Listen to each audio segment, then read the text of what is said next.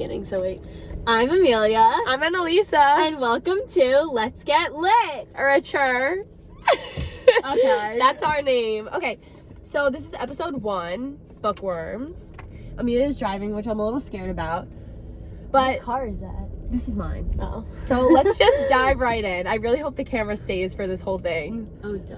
It is okay, sorry. All right. Let's get into it. So, like the title said, Bookworms, we're going to start with, like, what kind of books we like to read at a really young age. We're going to start with the beginning of our reading journey. The beginning. So, Amelia, why don't you start us off?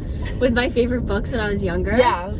Okay, don't think I'm selfish for saying this, but I was a huge Amelia Bedelia fan. Ah! Okay, first of all, I'm named after her. Okay, yes. Second of all, my mom got the whole original collection of those books for me when I was really little. And those were like literally the first books I've ever read. And my mom also used them, because she was an English teacher, such a nerd, to teach me about, I was literally 4. I remember seeing those books in your bedroom too. And she was teaching me like about the power of language and how things can be taken literally versus the intended meaning, and like sarcasm and stuff like that. Oh my God, of course she did. And like the tone of your voice and how it changes the meaning of what you're saying. Yeah, of course she did. But yeah. What else did I read? Oh my God, one of the first books I've ever like read was Harry and the Purple Crayon. I feel like everyone's read that. I remember reading that to my brother like after he was born. All right, I of course didn't read that. You never read that? Did you read ever? Yes, no, I did, but I read like very, I don't know. No, I rarely read, but I did like Where the Wild Things Are, Corduroy, or whatever that is, Charlotte's Web, like the classics. I hated Charlotte's Web. You know, I wasn't as big of a fan, but my parents never like really, I don't know, I kind of wish at a younger age that they kind of stuck a book in my hand, but it wasn't really like that.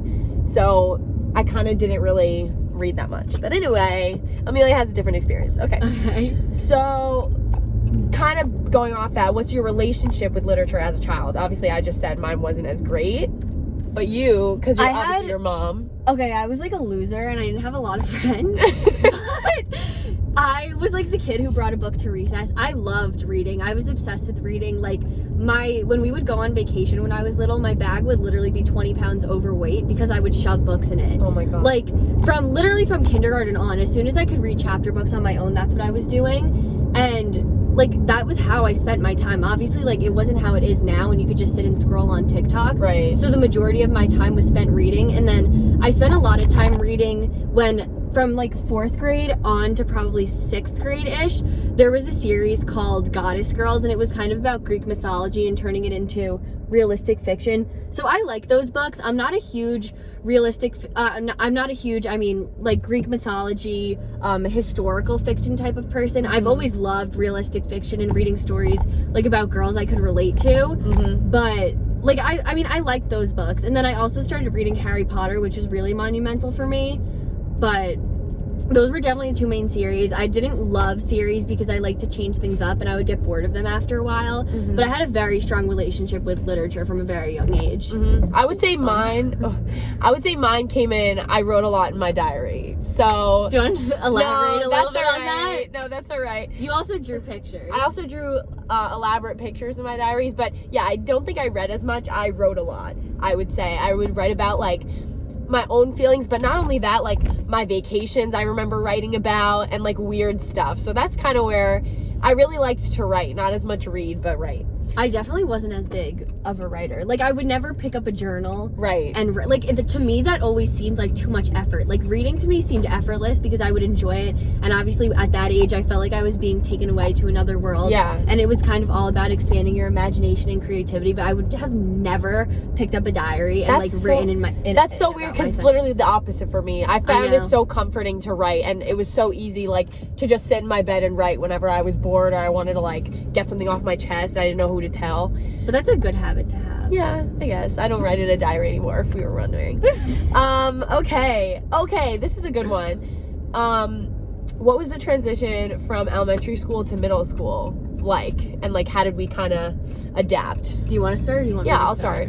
I would say, honestly, 6th grade was pretty rough at Shelter Rock. I don't know about Muncie Park. I don't think as much.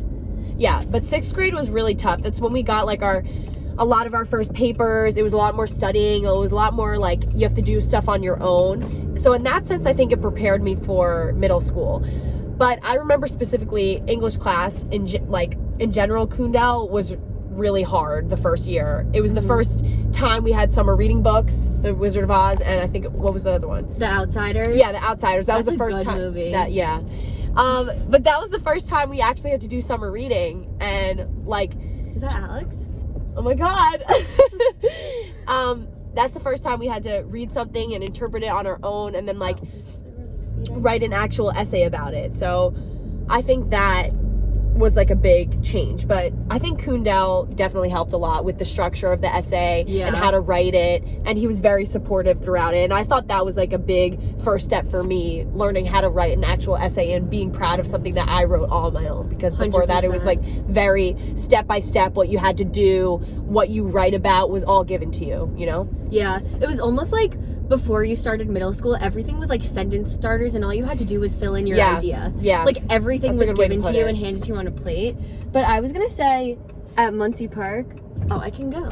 At Muncie Park, I feel like the experience was a little bit different because, so when I was in 6th grade, I had Ms. Azov for English. You probably don't know who that is, but I always said, like looking back, she would have been an exceptional high school English teacher.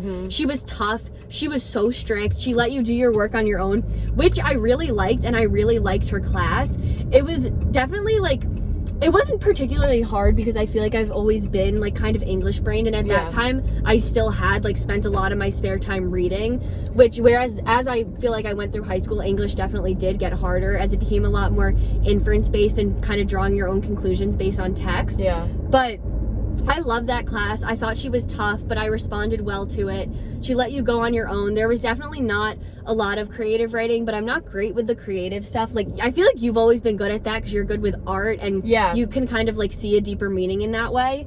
But you're very good at being able to like read a text and interpret it and draw like very unique conclusions from it. Like I was always one to like, that came later though. That came in high school. Like, I feel like at that point she had expected us to do that, and I just like didn't know how. I don't know. It was so difficult then. And then going into middle school, Mr. Kundal did kind of teach you how to be a functioning writer and reader on your own. Because originally at the beginning of the year, I feel like we spent so much time reading together as a class, and kind of like, even if you read a chapter on your own, you would come back and talk about it, and you were never really left to be on your own until the end of the year when you worked on your Great Beings essay. That one was that. I remember being very tricky. I literally wrote like 15 pages. Oh my god, I submitted something 18 pages long. Can you imagine handing Ms. Lumbo 18 pages? She would say, here, like, take it back. Yeah, concise it. That's all. Like, yeah, Mr. Kundal, and again, what we were talking about, like, people would hand in literally 20-page essays, but he did not care. He read them. Yeah, he read them and he loved them, I remember, and he just wanted you to like, he knew that the transition was going to be hard, and it was the first time doing a lot of the things on your own, and he kind of wanted you to like be free and not like constrict you at all, because then you go into the later low battery. Because then you go into the later years like always thinking like, every time you write an idea, no, I have to concise it, I have to restrict it, and it doesn't foster a good environment. As you get older, your writing is more restrained. Like you never really have the opportunity besides 7th and 8th grade to kind of let it all out, put everything out there. Like, because unfortunately, like, that's not what good writing is. Good writing is getting your ideas across. Is this my brother with a girl? Oh, no. Nope, that's not my brother, so and I just looked really creepy. God. Anyways. No, that was so awkward. You're kind of unrestrained then, and it's okay to be, because you're 12 years old and you've never experienced being in a middle school and high school scenario prior to that. So I think that's good. Obviously, with going into high school, you learn how to be a good writer, which means being concise and getting your ideas across in the most concise way possible, and still like making your points. Definitely. And making them clear. But I also remember like just comparing, I know we like this is a little far in advance, but like I remember in middle school, I would take a quote and literally interpret it maybe 6 different ways in my explanation, and now it's like you stick to that one way and you make a really good argument and you explain it really well, and that's what's considered good writing. But if you go in 6 different directions, it's not gonna make sense. I know, but Mr. Kundal loved it, no, so he ate it up. He ate it up. I feel like we're wrapping up middle school. Like, we're good. Yeah, no. Should we move on to high school? I mean, we hit all these questions. So, catch the next episode. And tune into the next one. See you later.